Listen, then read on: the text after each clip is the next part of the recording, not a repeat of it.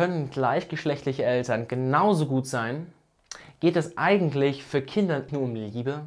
Herzlich willkommen zu unserem neuen Video und genau darüber möchten wir heute reden. Bevor wir loslegen, lasst uns gerne abonnieren, macht die Glocke an, weil in unserem nächsten Video wird es darum gehen, können wir eigentlich Gott und den Schöpfer dieser Welt beweisen oder können wir nur Jesus beweisen, der ja auf der Erde war, wie wir alle wissen. Wenn jemand sagt, Liebe macht Familie, meinen sie normalerweise, dass wenn es zur Ehe oder zu Elternsein kommt, das Geschlecht, der Ehestatus, die biologische Verbindung weniger wichtig sind, als einfach geliebt zu werden. Das ist eine schöne Idee. Tatsächlich ist es so, dass viele Menschen, mit denen wir zusammen sind, nicht mit uns verwandt sind. Aber zählt das, dass Liebe das Wichtigste ist, auch für Familien? Soziologen haben Familienstrukturen für Jahrzehnte erforscht und sie stimmen auf jeden Fall überein, dass die beste Situation für Kinder in einem Zuhause von verheirateten Mutter und Vater erzeugen zu werden. Wie immer, unten ist der Blogbeitrag zu diesem Video und da ist auch die Quelle.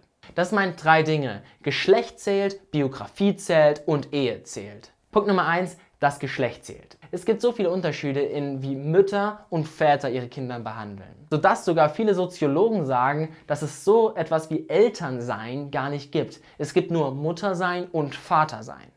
Es gibt Unterschiede, wie sie kommunizieren, wie sie spielen, wie sie disziplinieren. Männer und Frauen bieten Unterschiede und ergänzen Vorteile für Kinder.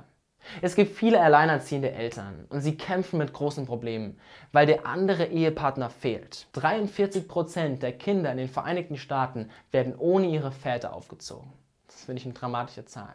Kinder, die beide biologischen Elternteile haben, sind körperlich 20 bis 35% gesünder als Kinder aus Familien, in denen nicht beide biologischen Eltern anwesend sind. Ist auch krass, oder? Kinder geschiedener Eltern brechen doppelt so häufig die Schule ab. Wenn zum Beispiel der Vater fehlt, dann fallen viele Kinder in schlechte Verhaltensmuster. Die ganzen Quellen genau in dem Blogbeitrag da unten. Vatersein bringt die Kinder dazu, frei und selbstständig zu werden. Muttersein zeigt den Kindern emotionale Sicherheit, Liebe.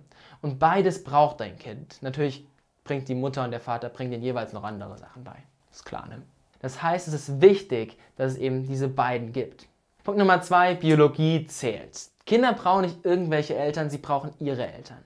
Der Grund, warum die Prüfung und die Auswahl auf Adoption so genau ist, weil Sozialarbeiter verstehen, dass Kinder zu nicht biologischen Eltern zu bringen sehr riskant ist. Nur um das kurz zu sagen, Adoption ist etwas Ehrenvolles, aber nur, wenn es richtig gemacht wird und wenn die Kinder in eine Familie kommen, wie sie von Gott als richtig anerkannt wird. Es gibt viele Menschen, die Kinder adoptieren, aber genau wie auch bei Alleinerziehenden gibt es hier viele Probleme, die da reinkommen. Weil nur biologische Eltern können ihre Kindern ihre biologischen Identitäten geben. Das sehen wir auch immer wieder, wenn Jugendliche oder junge Erwachsene versuchen, ohne Ende ihre wirklichen Familien und ihre wirklichen Eltern zu finden. Weil diese Identität kann ihnen nur von den biologischen Eltern gegeben werden. Und ein homosexuelles Paar, was ein Kind adoptiert, ist logischerweise nicht die biologischen Eltern.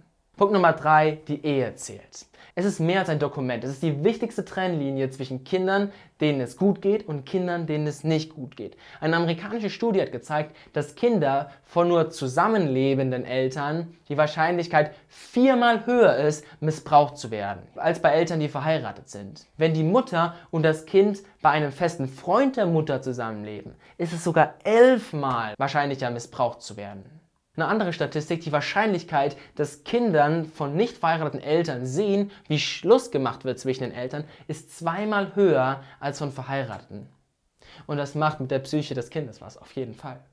Stabilität ist sehr wichtig und wir sehen, dass die Ehe das bringen kann wie nichts anderes. Bei nicht verheirateten Eltern ist es 6-mal wahrscheinlicher, dass Verhaltensprobleme auftauchen. 122% wahrscheinlicher, dass sie von der Schule ausgeschlossen werden. Und 2-mal wahrscheinlicher, dass sie in Armut leben werden. Natürlich ist es nicht immer möglich, dass Vater und Mutter da sind. Und die meisten Alleinerziehenden oder Großeltern oder Pflegeeltern tun ihr Bestes, um das Kind gut zu erziehen. Und auch wenn sie den fehlenden Elternteil nicht ersetzen können. Also lasst uns nicht in den Weg stellen, was wirklich für die Kinder am besten ist. Liebe zählt, auf jeden Fall. Aber nicht nur Liebe zählt.